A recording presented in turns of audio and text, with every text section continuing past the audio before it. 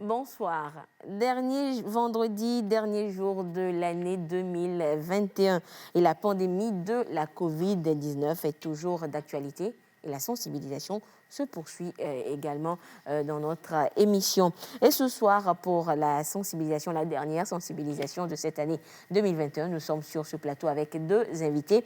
Nous avons Dr Asimawe Pana, il est médecin de santé publique, ancien représentant de l'Organisation mondiale de la santé OMS, membre du conseil scientifique. Dr Pana, bonsoir. Bonsoir, Madame Anita. Et heureuse de vous retrouver en ce dernier vendredi de l'année. Je crois que je ne peux que dire merci et puis souhaiter aussi à vous et à tout le monde une bonne et heureuse année 2022 et que nos luttes continuent pour qu'on vainque rapidement cette maladie. Merci beaucoup, docteur, et nous vous souhaitons également nos voeux les meilleurs. Et nous avons également le directeur général de l'Action sanitaire sur ce plateau. Il s'agit du docteur Essor Thomas Bewili. Docteur Bewili, bonsoir. Bonsoir, Madame Anita. Et déjà, bonne et heureuse année 2022. C'est avec plaisir de se retrouver la veille de Nouvel An. Oui. Donc, pour se pencher encore une fois pour clôturer l'année 2021 sur la pandémie. Oui. Je profite aussi pour représenter à tous les citoyens togolais mes vœux les meilleurs pour l'année 2022. Et bonne heureuse année et bonne fête à compter de ce soir. Non. Merci beaucoup, docteur, et nous souhaitons une bonne et heureuse année, donc, à vous également et à tous les téléspectateurs, une année 2022 où nous pourrons voir finir complètement, nous croisons les doigts, la pandémie de la COVID-19 pour reprendre notre vie d'antan. Alors, parlons justement de la COVID, de la situation de la pandémie dans notre pays en cette dernière semaine de l'année 2021. Eh bien, le point a également été fait à la presse, et c'était mercredi dernier, par la Coordination nationale de la riposte contre la Covid.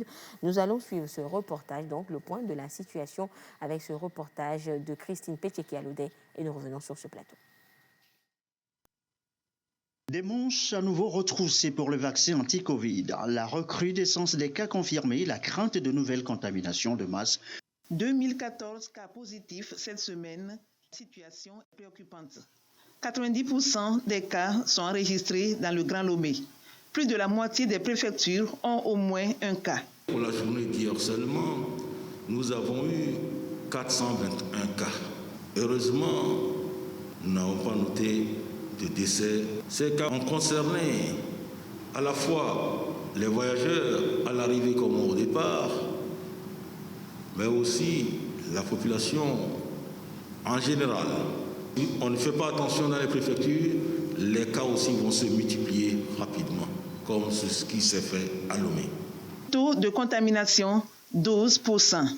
Au même moment, on note le relâchement des mesures barrières presque dans tous les secteurs. La vaccination, elle, piétine surtout dans les régions des plateaux et maritimes.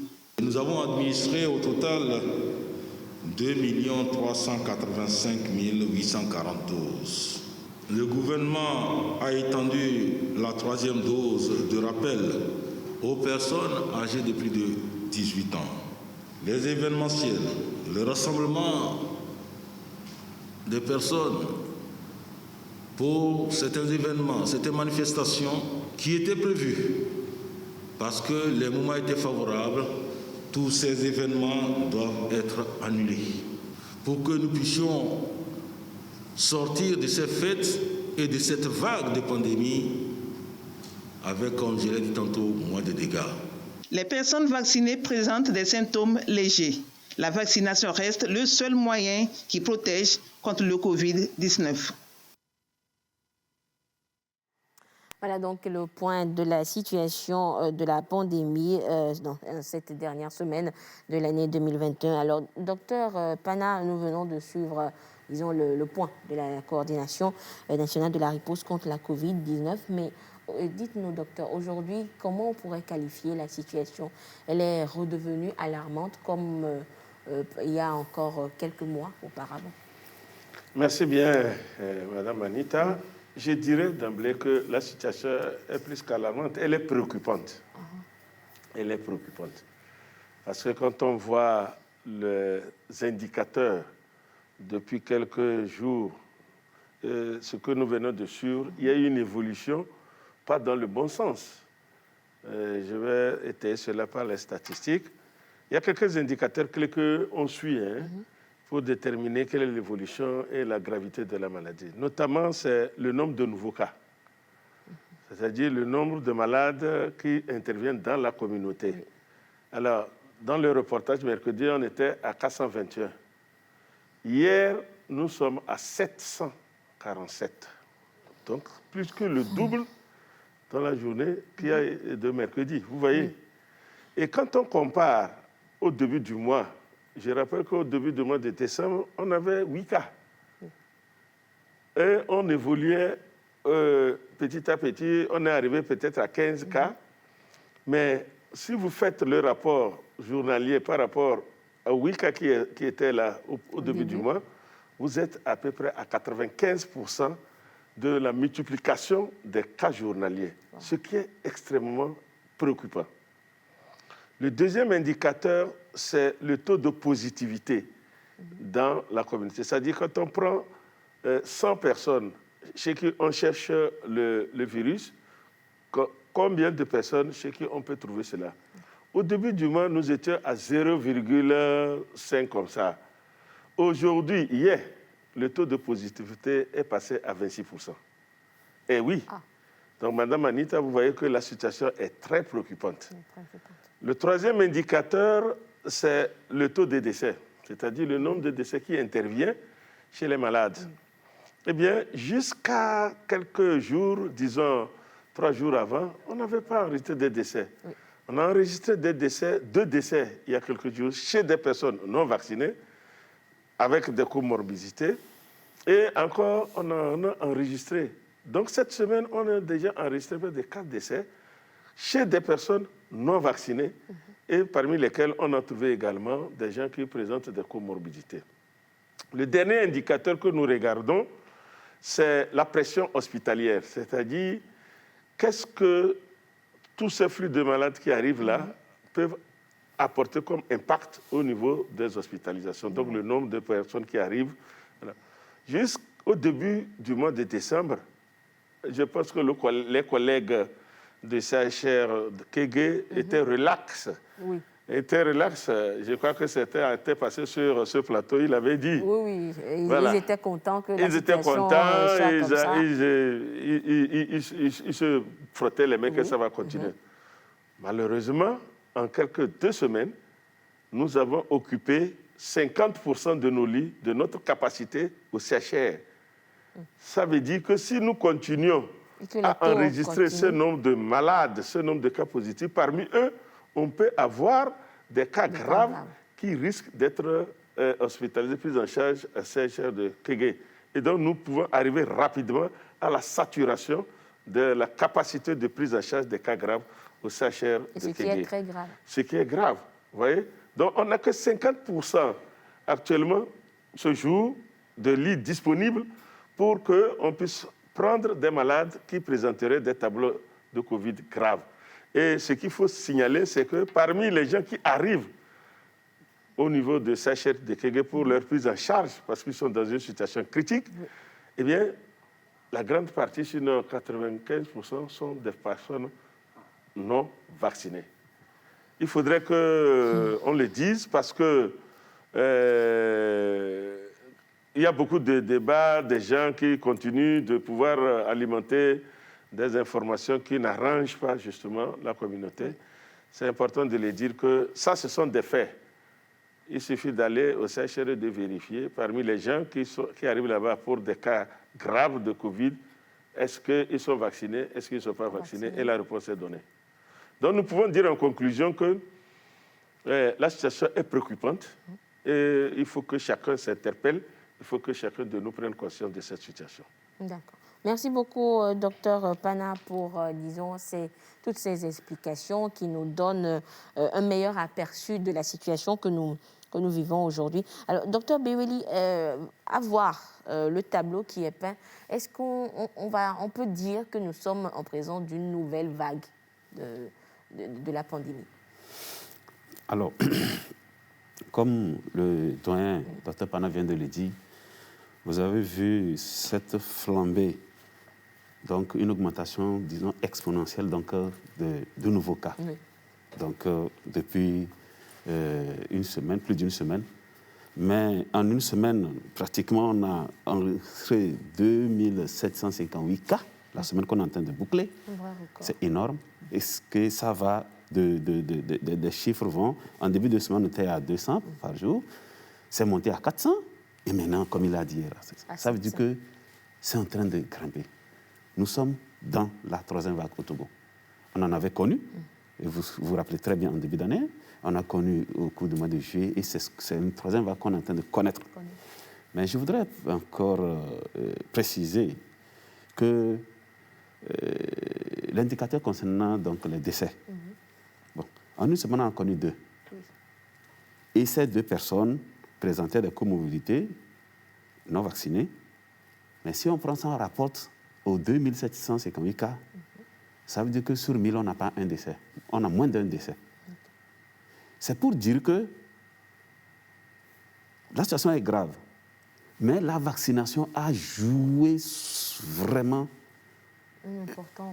un rôle dedans pour qu'on ne connaisse pas ce qu'on a connu en 2020 et au cours des autres flambées.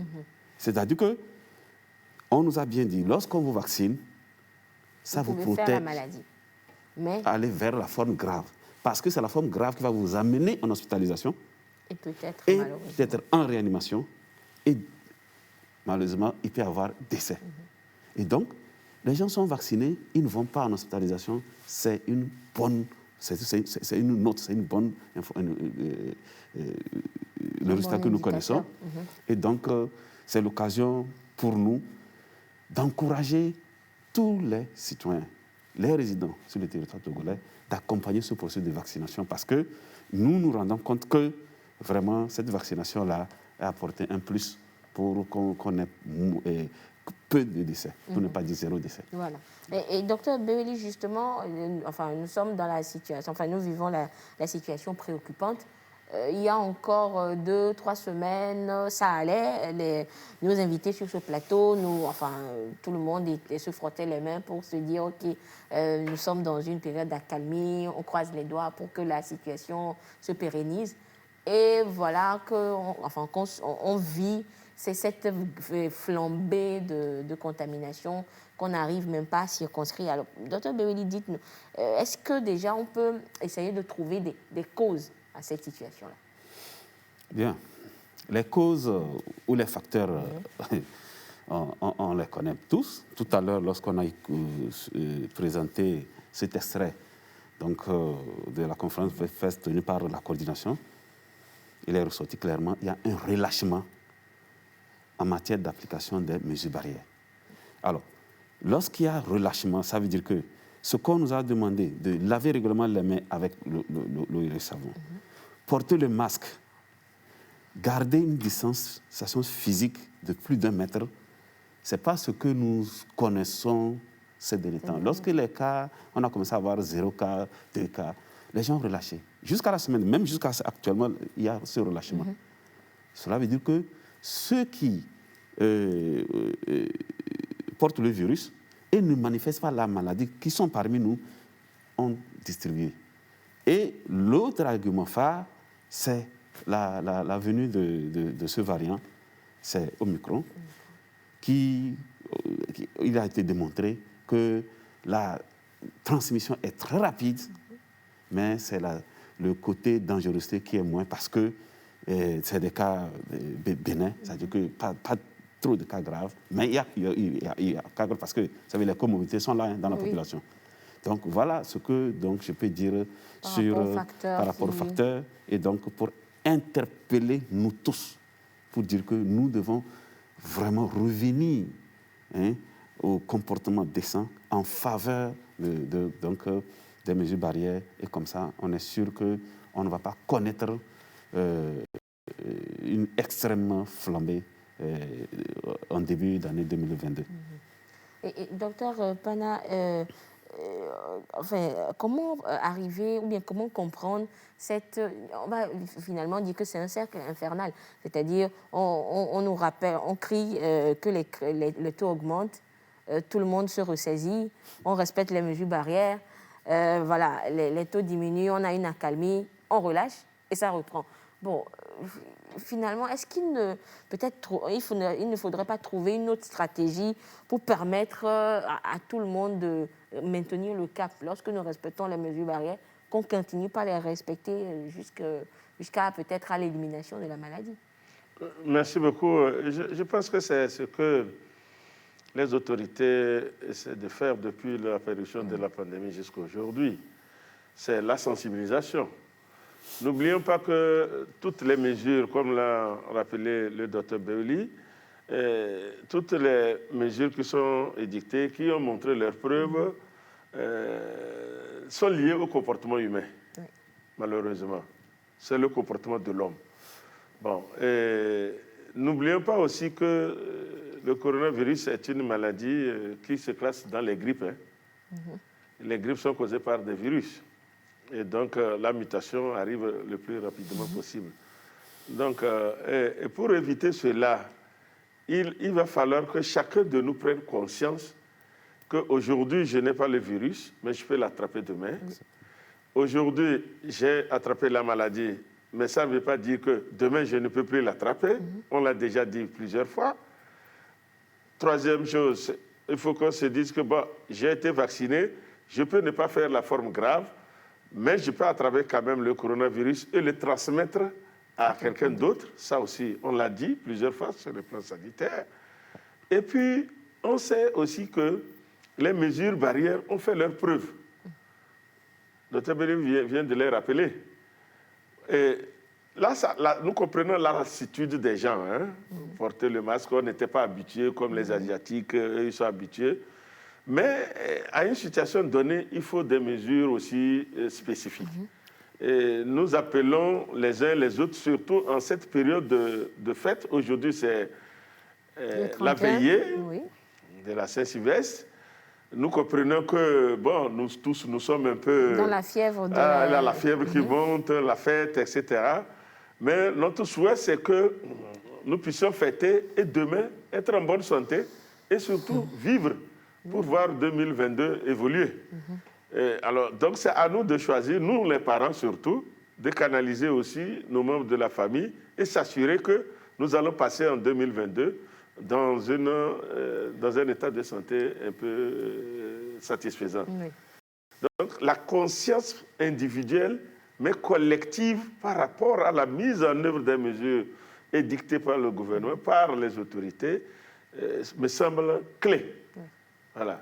On ne dit pas de ne pas festoyer, il faut festoyer, mais en ayant à l'esprit les mesures barrières. Il ne faut pas qu'on aille là-bas enlever nos masques, danser, frotter, etc.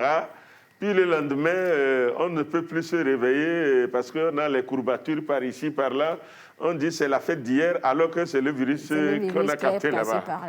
Voilà. Et parlant justement des fêtes, docteur Opana, on pourrait évoquer cette... je ne sais pas si c'est cette idée préreçue, préconçue des Togolais qui voudraient que, bon, on s'attendait un peu à ça, que lorsqu'il y a les fêtes, ou bien lorsque les fêtes approchent, bon, on nous sort de ces chiffres-là pour nous empêcher de fêter et tout ça. Donc, disons que tout ça combiné fait que le Togolais se dit, bon, allons fêter, il n'y a rien. Ils ont inventé les choses. Alors, docteur Pana, est-ce que, ça arrange le gouvernement de nous sortir de ces chiffres extraordinaires-là pour nous garder tous à la maison et ne pas fêter? Merci beaucoup. Je pense que ça me fait sourire un peu parce que je ne pense pas que ce soit les membres du gouvernement qui donnent les statistiques. Malheureusement, c'est nous les scientifiques qui donnons les statistiques. Bon, alors on va dire, peut-être ça vous arrange, vous, ces scientifiques, de nous sortir de ces chiffres. Moi, je serais très heureux aujourd'hui d'aller à la plage, fêter et rejoindre ma famille en groupe pour fêter. Ça m'arrangerait. Mais quand je vois les dangers que je cours, je me dis, attention, on a sonné l'alerte. Et je pense que dans toute communauté, il y a des moments où certains phénomènes de la vie ou des événements appellent quand on prend nos communautés traditionnelles, quand il y a un danger, chaque communauté a sa manière de communiquer sur le danger qui arrive. Vous avez appris la fois dernière qu'on a ramené le tambour des ébriers en Côte d'Ivoire. Vous voyez, non? C'est un tambour, quand on le sonne, tout le monde, en entendant le cri, sait qu'il y a un danger. Il y a quelque chose qui ne va pas. Dans nos pays, dans nos communautés ici togolaises, c'est le corps. Dans certaines communautés, quand il y a un danger qui arrive, eh bien, on sonne le corps. Et quand le corps sonne, ça veut dire qu'il y a un danger. Oui.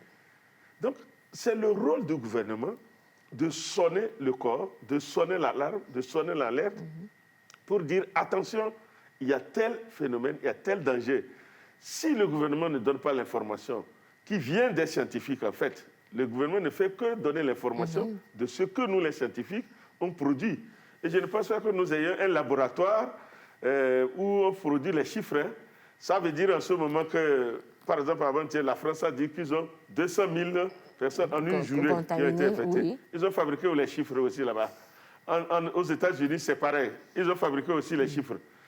Au Ghana, à côté, ils ont fabriqué les chiffres, ainsi de suite. Donc, je pense quand même que c'est normal. Hein. Il y a toujours dans la communauté des sceptiques. Il y a aussi des gens qui essayent de tourner en rond. Mais je ne pense pas que le gouvernement puisse s'asseoir quelque part pour fabriquer des chiffres. Non, peut-être que c'est... Bon, ils veulent animer la galerie, c'est tout. Sinon, dans tous les pays, ils n'ont qu'à aller sur le site de l'OMS pour regarder les statistiques. L'OMS reste l'institution qui garantit justement les indicateurs sanitaires. Donc, il n'a qu'à aller sur les sites. Aujourd'hui, je crois que chacun de nous peut aller vérifier les faits. Oui. Et peut-être sont des raisons données pour justement expliquer ce relâchement. Et Dr Beweli, peut-être évoquer cette autre, disons, idée reçue que les Togolais ont, à se dire que disons que le gouvernement togolais exagère un peu parce que dans les autres pays, bon, on laisse les gens vivre, quoi. Mais au Togo, on nous sert, mais on ne sait même pas pourquoi on nous sert. C'est vrai, les gens le disent, hein, mais c'est parce qu'on est au Togo, on n'a pas bougé, on le dit ainsi. Ceux qui ont des parents à l'extérieur, en Europe, aux États-Unis, ils vont vous dire, actuellement, même pour sortir dans certains pays, pour aller acheter du pain, c'est difficile. Pour aller prendre le métro, c'est plus rigide que ce que nous connaissons au Togo et les gens sont en train de parler. Je ne vois pas, comme Dr Pana l'a dit, quel intérêt notre gouvernement ou les gouvernements, parce que c'est dans beaucoup de pays, on donne les chiffres, quel intérêt ils ont à inventer des chiffres pour dire qu'il y a un cas de Covid. Alors, le Togo dispose d'un laboratoire national de référence, c'est l'Institut national d'hygiène, dirigé par un technicien, donc une biologiste, le docteur Alatoko. Mais je pense qu'elle a prêté serment. Tout résultat qui sort, il y a une traçabilité. Et comme Dr Pana l'a dit, l'OMS veille à ce que nous sortons comme résultat, pas seulement pour Covid-19, parce qu'en matière de surveillance épidémiologique, il y a beaucoup de maladies que nous suivons. Covid-19 est venu s'ajouter. À tout moment, on peut venir faire un échantillonnage et on veut vérifier voir ce que vous avez déclaré là. On veut voir en termes de démarche qualité, est-ce que c'est vrai? Donc, tout ce qu'on dit positif est tracé. Quel intérêt, docteur Alatoko, a à dire que je vais inventer le chiffre? Le gouvernement m'a dit d'inventer et j'invente pour publier. Parce qu'avant de déclarer quelqu'un positif, c'est qu'on a fait le test PCS. C'est la règle actuellement selon nos directives. Vous pouvez vous suspecter que vous êtes un cas suspect, on doit vous faire le prélèvement et confirmer. Donc, et aujourd'hui, vous voyez qu'il y a les cas suspects, beaucoup de cas suspects, c'est la prédominance communautaire, il y a les cas dépistés, les contacts, et c'est au bout de ça que les chiffres qui sortent sont publiés. Le Togo n'est pas un pays isolé à travers le monde. On sait que les maladies voyagent, puisque c'est des microbes qui voyagent, il n'y a pas de frontières. Et donc, le Togo ne peut pas être un cas spécifique. Vous voyez, c'est pas, à tout moment, cette problème de connaissance, c'est pas seulement au Togo, c'est partout ailleurs. Donc, voilà ce que je peux dire sur cette question. Il faut attirer l'attention des citoyens togolais. Voilà, et rappeler également que peut-être, parlant des mesures, Dr Bébéli, le Togo n'est pas le plus rigide. Comme vous l'avez dit, il y a d'autres pays qui ont des mesures encore plus restrictives qu'au niveau du Togo, hein, Dr Pana. Oui, je pense que c'est normal hein, que les gens se plaignent, qu'on touche un peu à leur liberté, voilà. Sensibilité, machin, c'est normal. Mais regardez un peu, je ne sais pas si certains ont regardé la télévision hier, la Chine. Ils ont bloqué toute une région. Voilà. Vous ne sortez pas, vous ne rentrez pas. Mmh. Et hier, j'ai été surpris quand j'ai regardé à la télé, ils ont pris 4 voyageurs qui sont arrivés. Ils leur ont mis les pancartes au cou, on les a filmés pour montrer que voilà des gens qui n'ont pas suivi nos recommandations. Ils les ont baladés dans la ville. Voilà. Pour leur montrer un exemple. On leur montrer un exemple. On a vu aussi dans certains pays où les gens ne sont pas autorisés à aller. En Europe, il y a des restrictions. Ah oui. Et selon la gravité. Même dans certains pays, quand vous arrivez, même que vous avez le test négatif, oui. Vous faites la quarantaine. Bien sûr. Donc, je pense aussi que les gens doivent comprendre une chose. Même dans nos propres familles, hein, lorsque vous avez des enfants, quand vous avez les deux, il y en a à qui vous pouvez être, vis-à-vis desquels vous êtes très intransigeant. Il y en a qui vont, selon ce qu'on appelle, vous allez le laisser faire, parce que vous avez confiance. Il y en a qui, vous discutez avec qui, et puis vous entendez sur les mesures à approcher. Dans les familles, il y a aussi ces stratégies-là. Donc, il faut parfois ne pas comparer pour comparer. Comparaison n'est pas raison. Tout à fait. Et docteur Pana, justement, pour revenir aux variants Omicron, disons que cette dernière semaine, en cette fin d'année, bon, il y a cette phrase ou cette rhétorique qui revient. Les gens disent tout le monde a été malade en cette fin d'année. Si vous appelez quelqu'un qui n'est pas malade, c'est que lui, il est extraordinaire. Et on dit il y a une grippe qui circule là avec un peu de palu. Ça doit être Omicron. Alors, docteur Pana, est-ce que tout le monde a fait Omicron maintenant ou... Moi, je ne pourrais pas dire oui ou non. Parce que pour on n'a pas fait le test. Il faut qu'on fasse le test. Malheureusement, nos pays n'ont pas la capacité de dépister autant qu'on voudrait. Les pays du Sud ont cette limite-là dans le dépistage. Mais je pense aussi que les gens qui sont malades ces derniers temps, certains n'ont qu'à avoir le courage d'aller faire le test. Dépister, voilà. Surtout qu'on a donné les signes qui peuvent amener à penser qu'il peut s'agir de Covid.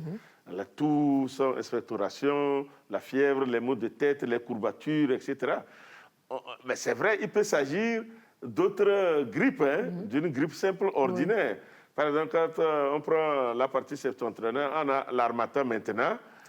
Vous pouvez être un peu enrhumé, tout ça là. On n'a pas dit que le Covid est venu nettoyer les autres grippes qui existaient. On n'a pas dit ça. Les autres grippes existent toujours. Mais on ne peut pas rester à la maison et puis dire, ça c'est Omicron, moi j'ai déjà fait ma maladie. Non, il faut que ce soit un agent de santé qui a l'expertise, qui vous analyse et puis qui vous examine pour dire, oui, ça ne va pas vers Covid. Voilà. Mais tant qu'on n'a pas fait un test, on ne peut pas dire que, ce n'est pas Covid ou c'est Covid. Voilà. Je ne peux pas aujourd'hui dire que ceux qui sont actuellement enrhumés, grippés, tout ça là, c'est Covid ou c'est pas Covid. Voilà. Mais vu qu'on parle de la virulence du virus, du variant, donc on se dit, pour peut-être justement être sûr ou bien se rassurer, peut-être aller faire le test pour Absolument. Parce que, comme le docteur Bébéli l'avait dit tout à l'heure, on essaie également de voir parmi ceux qui sont positifs la proportion qui présente justement ce virus Omicron.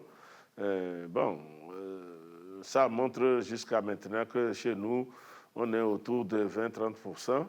Donc ça veut dire qu'il y a d'autres germes qui peuvent causer justement les états grippaux. Oui. Voilà. Tout à fait. Et parlons justement du variant et de des mesures pour lutter contre la pandémie, le virus du coronavirus de façon générale. Il y a justement la vaccination qui est prônée, l'opération de vaccination qui a commencé depuis plusieurs mois dans notre pays, les vaccins à 1 dose, à 2 doses qui sont recommandés et même une campagne accélérée de vaccination qui a été également initiée pour permettre justement de vacciner un plus grand nombre de personnes. Aujourd'hui, il est question d'une nouvelle dose, une dose de rappel de vaccin, une seconde dose pour les vaccins à dose unique et une troisième dose pour les vaccins à 2 doses. Alors, de quoi s'agit-il concrètement? Nous allons suivre ce reportage de Marie-Reine Abeta et Gerson Ndovo et nous revenons sur ce plateau. Des manches à nouveau retroussées pour le vaccin anti-Covid. La recrudescence des cas confirmés, la crainte de nouvelles contaminations de masse lors des fêtes de fin d'année sont bien réelles.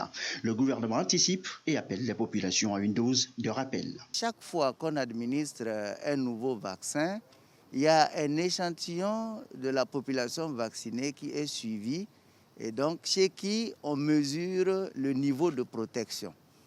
Et donc, lorsqu'on constate que ce niveau de protection dans l'organisme baisse, il faut donc décider de booster cette protection-là en administrant une autre dose.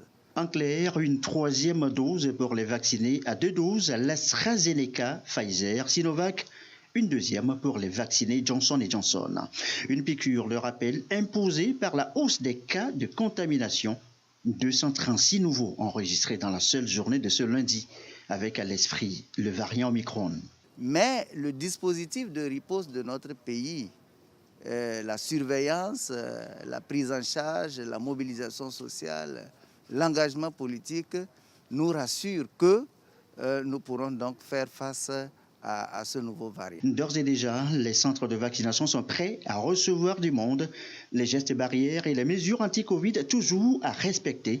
Les fêtes de Nouvel An, bien sûr, mais attention à ne pas baisser la garde. Omicron est aux aguets. Merci beaucoup, Gerson, pour ce rappel. Et docteur Pana, justement, on nous parle de doses de rappel. Bon, à cette allure, finalement, on risquerait de se retrouver un peu comme les vaccins contre la grippe. Chaque année, on va rappeler les vaccins ou comment?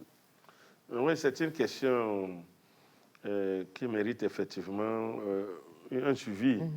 Donc, et je crois que le monde scientifique est en train de rassembler les données. Okay.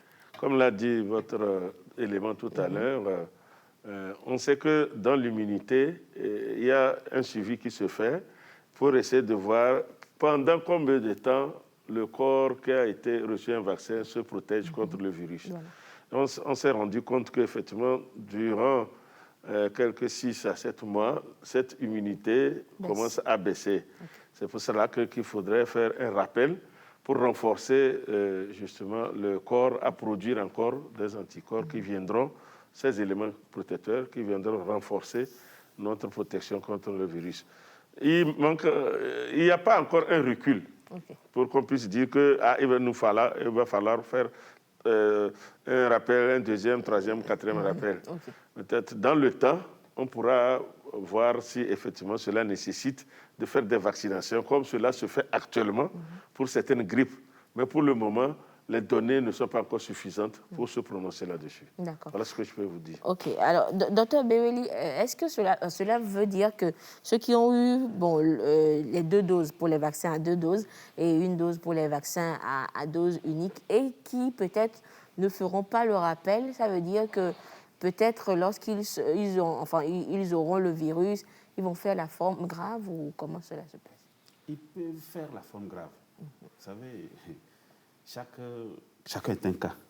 En médecine, chaque patient est un cas. Donc, dans la même condition, un patient peut développer une forme grave et l'autre, dans la même condition, on ne serait pas.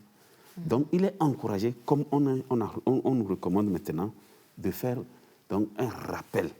Donc, Dr Pana vient de le dire, c'est un rappel. Ce n'est pas une question de troisième dose, de deuxième dose. Non. Johnson, on sait que une dose est requise pour avoir la protection vaccinale. On sait que Pfizer, AstraZeneca, Sinovac, je cite les vaccins qui sont chez nous, il faut 2 doses. C'est le nombre de patients qui sont requis pour pour avoir la protection. Maintenant, quand pas de rappel, le confrère Dr Hassan l'a expliqué, il vient de clarifier encore, comme on sait que ça baisse un peu, donc il faut faire une dose de rappel pour s'assurer que l'immunité va... Pour remonter le niveau de... Je voudrais donner l'exemple d'une maladie qui est encore là, dans notre période de routine. Je veux parler de la fièvre jaune. Si vous vous rappelez très bien, on faisait une injection, on disait que ça couvre 10 ans. Mais maintenant, on n'en fait plus. Si on vous vaccine avec une dose de fièvre jaune, c'est à vie. Alors que pendant longtemps, on a dit chaque 10 ans. Il y avait une durée. Je crois que le docteur Pana ne va pas me conduire parce qu'il a été représentant de l'OMS. Mais pourquoi à un moment dit bon, c'est à vie? C'est ça l'évolution de la science. C'est pour ça, pour l'instant, comme on n'a pas toutes les informations pour les vaccins anti-Covid-19, donc on est en train donc, de jouer comme ça. Il y aura un moment où on va vous dire clairement que voilà, tel vaccin, voilà la durée de protection. Voilà. D'accord. Merci beaucoup. Merci beaucoup, docteur Bewili. Alors, docteur Pana, voilà la situation qui est là, qui se présente. La situation est préoccupante. Et dites-nous, c'est vrai que par le passé, si on prend l'exemple de l'année 2000, le cap de 2020 à 2021, on a pris des mesures pour éviter qu'on ne rentre dans une nouvelle vague. Mais malheureusement, en début de 2021, on a subi une vague. Alors, nous sommes en fin de 2021.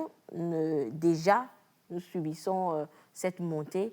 Alors, dites-nous, est-ce que pour les jours à venir, qu'est-ce qu'on doit craindre? Est-ce que finalement, début 2022 sera pire que début 2021? Eh oui, je pense que on a raison de pouvoir s'inquiéter. Parce que, comme vous l'avez si bien dit, l'année dernière, à cette période également, on avait sonné l'alarme pour dire attention, si nous baissons les bras, nous risquons de connaître une flambée. Voilà. Et on a pris des mesures, justement. Et des mesures. Et voilà que l'année dernière, les gens disent, oh non, c'est pour nous restreindre, etc. Et après, on a connu une ascension fulgurante après les fêtes. Voilà que cette année, c'est avant même les fêtes. Et cela monte d'une façon très vertigineuse. Je vous disais tout à l'heure, au début de l'émission, qu'on est passé de 497 à 747 en 2 jours. Voilà, donc multiplié par 2. Ce qui est inquiétant, ça veut dire que si au cours des fêtes aujourd'hui, demain et les jours qui suivent, nous ne prenons pas vraiment quelques mesures pour respecter les mesures barrières, nous risquons de nous retrouver avec des pics très, très élevés. Peut-être demain, on nous dira qu'on a 2000 par jour, 3000 par jour, comme on a vu dans certains pays du Nord, où on a près de 200 000, 300 000 cas par jour. Vous voyez? Ne soyons pas étonnés. Donc, il revient à chacun de nous, proportion gardée, de faire la fête, mais tout en pensant quand même à cette pandémie-là. C'est très important. Et je voudrais signaler que même si on dit que Omicron donne des formes moins graves que les autres, que Delta, c'est une question de statistiques, Anita. Parce que si Delta donne sur 100, vous avez par exemple 10 décès, Omicron, lui, il va faire 10 fois plus. C'est-à-dire que même avec la même vitesse, lui donne 1000 au lieu de ça. Voilà. Donc sur 1000, si vous prenez 1%, ça veut dire que vous avez le nombre même de décès que vous aurez. Statistiquement, c'est comme ça qu'il faut le comprendre. Ça veut dire que même si Omicron, ce que les gens pensent et les gens disent, même s'il est moins dangereux, comme on le dit, attention, il a une grande capacité de récolter. C'est une question de... C'est comme chez les économistes, ils parlent de l'offre et de la demande. Vous voyez, donc c'est proportionnel. Donc il faut qu'on fasse très attention pour ne pas nous laisser aller. Sinon, après les fêtes là, il n'y a pas que le décès, il y a aussi l'incapacité physique. Voilà. Quand quelqu'un a beaucoup de céphalées, des courbatures, il ne peut pas aller au boulot. Il ne peut pas aller au boulot. Ça veut dire que... Et ça, il y aura encore des répercussions sur l'économie. L'économie. Si vous avez vu, certains pays sont en train de réduire le temps d'isolement, Oui. Même d'incubation et d'isolement, parce que effectivement, plus les gens vont être infectés, Confinés, plus rester à ils la vont maison. rester à la maison et moins l'économie va se porter bien. Donc, c'est pour ça que je pense qu'il faudrait que vraiment nous appelons tout le monde au cours de ces fêtes-là, aujourd'hui, demain, fêter, mais en pensant que notre ami Omicron nous guette. À moindre occasion, on le chope et après avoir mangé, bu bien, on va se retrouver au lit et ce serait avec des conséquences néfastes. Voilà. Merci beaucoup, docteur Pana. Chers invités, nous sommes arrivés à la fin de cette émission sensibilisation pour rappeler encore une fois l'importance du respect des mesures barrières en cette veille de Nouvel An. Mais avant de vous laisser repartir, c'est vrai qu'en début d'émission, vous nous avez déjà souhaité vos bons voeux. Mais docteur Beweli, nous allons commencer avec vous. Peut-être un souhait, un vœu pour l'année prochaine à l'endroit des Togolais. Alors, merci. Je voudrais dire, par rapport à l'année 2022, je vais bien rester sur Covid-19. Oui. On peut connaître, comme le docteur Pana l'a dit, au moins 1000 cas par jour. Rappelez-vous qu'il y a quelques semaines, on avait moins de 100 cas actifs. Oui. C'est parmi les actifs qu'on trouve des gens qui vont aller à l'hôpital. Aujourd'hui, ce nombre est multiplié par 30, parce qu'on est à 2800 environ, donc bientôt 3000. Et c'est comme ça va augmenter le nombre de cas graves, parce que parmi ces gens, il y aura des gens qui ont les comorbidités qui vont aller. Donc, je souhaite que tous les Togolais qui sont éligibles à la vaccination, mes vœux vont vers eux d'encourager ceux qui ne sont pas encore vaccinés, d'aller se faire vacciner, ceux qui se sont fait vacciner, d'encourager les autres pour aller se faire vacciner. On sera sûr qu'on ne va pas connaître un jour l'hécatombe. Ça, je tiens beaucoup. Aujourd'hui, nous sommes à 25% des personnes complètement vaccinées à cause du vaccin. Complètement, c'est-à-dire ceux qui ont reçu totalement les doses. En sachant que ceux qui attendent à compléter les doses, c'est autour de 35%. Notre souhait, c'est que le Togo vraiment atteigne l'objectif qui s'est fixé, l'immunité collective, d'arriver à plus de 60, voire 70%. Donc, nous allons fêter. Nous allons faire les obsèques, les funérailles, parce que ça commence l'année. Voilà. Il faut le faire, mais avec beaucoup de respect des mesures barrières. Donc, je ne vais pas fêter aller me retrouver sur le lit de l'hôpital ou encore en lit de réanimation. Voilà. Et un décès pour nous en santé publique, c'est grave. C'est énorme. Et donc, on ne faut pas connaître trop de décès liés à Covid-19. Bonne fête et bonne heureuse année à nous tous. Merci beaucoup. Merci, docteur Essa Thomas Beweli, je rappelle, donc, qui est le directeur général de l'action sanitaire. Voilà donc les vœux de docteur Beweli. Docteur Pana, vos vœux pour l'année 2022. Merci, Madame Anita. D'abord, il faudrait que nous souhaitions la bonne et heureuse à tous les Togolais. D'habitude, on dit santé. Parce que quand la santé est là, on peut tout faire.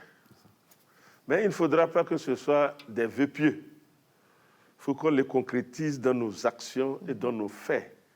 Donc, quand on souhaite effectivement à quelqu'un bonne santé, il faut qu'on veille que la personne soit en bonne santé. Ça, c'est extrêmement important. La deuxième chose, c'est la paix. Il n'y a pas de développement sans paix. Donc, il faudrait que nous puissions vraiment cultiver cette notion de paix entre nous, même si effectivement il y a divergence. Même les jumeaux n'ont pas toujours la même pensée. Hein? Voilà. Ils sont différents, bien qu'ils soient des jumeaux. La troisième, c'est de souhaiter la patience à tout le monde pour qu'un jour on puisse sortir définitivement de cette pandémie-là, comme les autres pays aussi se battent. Je voudrais, dans ce cadre-là, exhorter nos autorités à continuer de se battre parce que, il faut le dire, hein, je l'ai dit une fois sur ce plateau, même si vous n'aimez pas le peul, il faut reconnaître qu'ils vous donnent du bon lait quand même. Hein. Oui. Ah oui, donc, nos autorités se battent comme elles le peuvent et vraiment le Togo fait partie des pays et nous sommes fiers, nous pouvons bomber la poitrine parce que quand on voit les indicateurs et les classements, enfin, les autorités sont battues jusqu'à maintenant pour qu'on ait la disponibilité des vaccins. On s'est battu aussi avec les autorités pour que les gens prennent ça. La deuxième chose, c'est les agents de santé, qui sont les acteurs. Il faudrait que vraiment, ils ne lâchent pas prise. Il faut continuer à pouvoir donner et mettre en exergue leur serment. Les médias, je vous souhaite aussi une très bonne année. Il ne faut pas lâcher prise, il faut continuer la sensibilisation. Et je terminerai par les élus locaux, les maires, les chefs traditionnels, les préfets et tout le monde qui ont contribué à cette lutte-là. Ne baissons pas les bras, redoublons de vigilance, suivons ce qu'on nous dit, laissons de côté tout ce que nous lisons sur les réseaux sociaux. Quand il y a une petite question, adressez-vous à la personne la plus adaptée à vous donner la réponse et à vous éclairer avant. Et donc, suivons les mesures barrières, vaccinons-nous et nous allons voir que sous peu, on va penser au Covid-19 dans le passé. Merci beaucoup, Dr Assima Ouepana, médecin de santé publique, ancien représentant de l'OMS, membre du conseil scientifique. Merci à vous, chers invités, pour vos bons voeux. Merci à vous, téléspectateurs, de nous avoir suivis. Et nous, dans cette émission, Au cœur de la nation, nous souhaitons nos voeux les meilleurs de santé. Surtout, nous souhaitons qu'en 2022, nous ayons un Togo sans Covid-19 pour pouvoir retrouver notre vie d'antan. Mais juste d'ici là, la sensibilisation se poursuit. Nous vous souhaitons une bonne et heureuse année 2022. Et le rendez-vous est pris donc pour vendredi prochain, l'année prochaine, pour un autre thème au cœur de la nation. Bonsoir.